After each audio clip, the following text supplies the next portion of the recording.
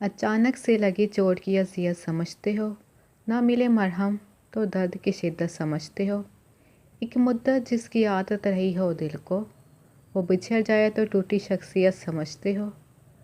नहीं समझ सके तुम दी गई अज़ियतों का दुख, मोहब्बत के लिए सदक है नीयत समझते हो। मुझे ऐसा नहीं बनना कि मेरा वजूद किसी की आंख में नमी लाए, मेरी बातें किसी के लिए अज़ियत बने।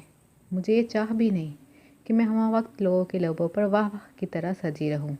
ना आह बनना ना वाह बनना, क्योंकि किसी की आह से मेरी दुनिया आखिरत बर्बाद हो सकती है और वाह का नशा तकब्बुर में डुबो सकता है मुझे अपनी ज़ात के गिर्द बस चंद मुखलस लोगों के साथ ज़िंदगी गुजार के इस अब्दी सफ़र की जानब रवाना होना है, जहाँ पर आशिक की महबूब से मुलाकात होती है, इस असल इश्क की जानब जो बस रब की ज़ात है।